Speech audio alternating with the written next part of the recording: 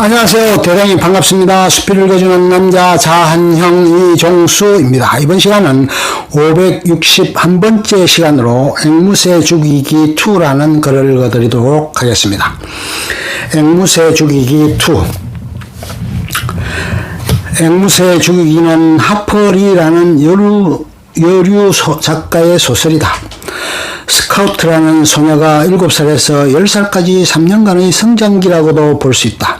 마지막에 상당히 성장한 듯한 얘기를 한다. 무척이나 성숙해졌고 이제 대수 이외에는 배울 것이 없다는 얘기도 한다. 배척되고 소외된 소수자를 위한 것이 모든 사람들이 배려해야 하고 그것에 가치를 부여해야 하는 것이라는 것을 교훈으로 남기고 있다. 앵무새는 그런 배려를 받아야 할 소수자라는 것이다. 스카우트에게는 4살 위의 오빠 잼이 있다. 그리고 여름이면 오는 딜이라는 남자아이는 1살을 더 먹었다. 셋은 어울려 다니면서 사이좋게 지낸다. 부대들이라는 집에만 사는 사람을 골려주기 위해 온갖 모험을 감행해보지만 그를 집 밖으로 끌어내는 데는 실패한다.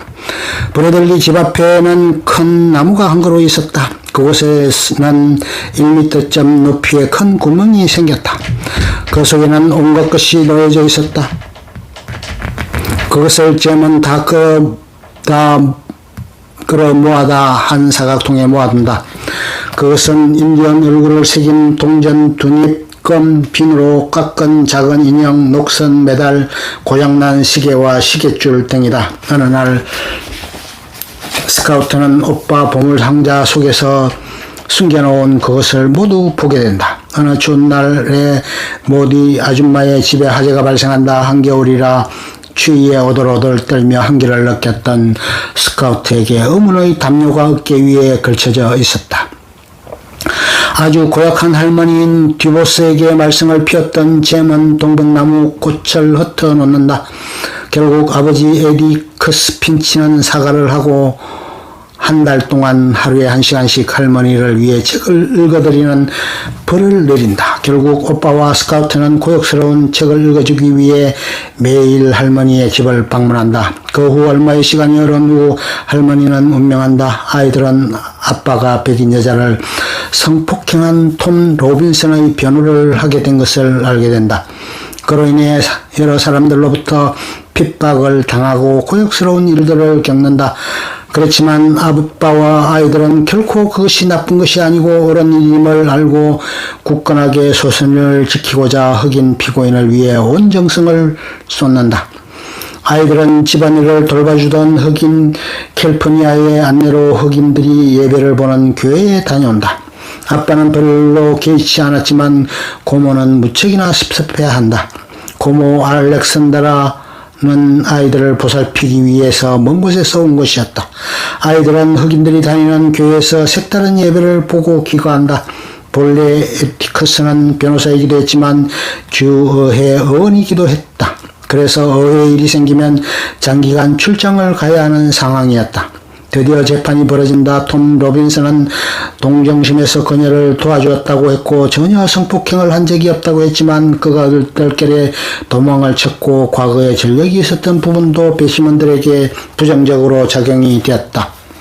그는 그의 왼손을 쓸 수 없는 상황이었기에 오른쪽 눈을 가격한다는 것은 거의 불가능했음에도 불구하고 흑인이었고 소수자였기에 그의 말은 인정되지 않았고 백인 여자의 주장이 설득력을 얻었다.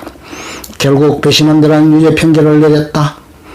백인 여자의 강간 부분은 사형이라는 중형이 선고되던 시절이었다. 아이들은 재판정에 들어가 재판 과정을 관람하기에 이른다. 고모는 아이들이 없어졌다고 실종 선고를 할 정도였다. 아무튼 핀치 변호사는 당연히 상고하고 다시 재판을 신청하겠다고 했지만 톰은 그런 부분에 참지 못하고 가족의 품에 돌아가기 위해 감옥에서 무모한 탈옥을 시도하다 멈추라는 교도관의 지시도 무시하고 철조망을 넘으려다 총을 맞았다. 사후 그의 몸에서 나온 총알은 여러 발이었다. 안타까운 일이었다. 톰 로빈슨을 고용했던 고용주는 그를 위해 그의 아내 헬렌을 고용해서 일을 할 수 있게 해주었다. 헬렌은 처음에는 이웰의 집을 돌아서 먼 거리로 출퇴근했지만 고용주의 설득에 의해 이웰 집을 지나쳐서 출퇴근할 수 있게 되기도 했다. 스카우트의 친구 딜은 그런 와중에 어붓 아빠가 생기게 된다. 그런 상황에서 딜은 집을 가출해서 머나먼 거리를 이동해와 스카우트의 방에 숨어있다. 잼에게 발각되기도 한다. 딜과 스카우트는 서로 좋아하는 사이였다. 이웰은 에티커스 변호사에게 침을 뱉는 등 모욕을 가하고 금둥이 애인이라고 놀려대기도 한다.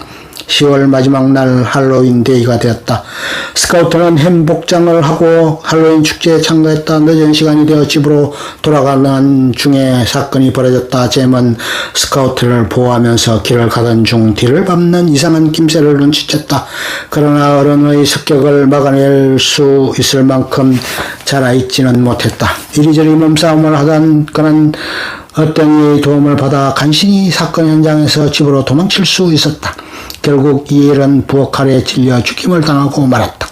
보안관이 사건 현장을 돌아보고 왔다. 그곳에서 두 남매를 살린 사람은 브래들리였다. 잼은 상처투성이었고 의식을 잃었다. 의사가 와서 처치를 하고 부러진 팔에는 기부스를 했다. 곤이 잠들고 있었지만 스카우트가 브래들리 아저씨에게 오빠의 머리를 쓰다듬어도 괜찮다고 해서 브래들리는 잼의 머리를 쓰다듬어 준다. 소외된 소수자들에 대한 배려가 없으면 얼마나 세상이 쓸쓸하겠는가를 여실히 보여주는 장면이었다. 그래도 정직하고 올곧게 세상을 살아가는 사람들이 있기에 비록 앵무새의 죽이기에 의해 희생당한 이도 있지만 그것을 지켜내고 그것을 바르게 하기 위한 이들의 노력은 계속된다는 것을 웅변적으로 보여주고 있다. 고독한 소수자도 핍박을 받았지만 그렇게 소수자를 핍박받게 한 이도 결국은 죗값을 치르고 말았다는 것을 여실히 보여주고 있었다. 역천자는 곧 징벌을 받을 것이고 순천자는 그 대가를 받을 것이라는 것을 다시 한번 생각하게 하는 것이었다. 끝. 좋으면 좋아요, 구독, 알림 설정 눌러주세요. 감사합니다.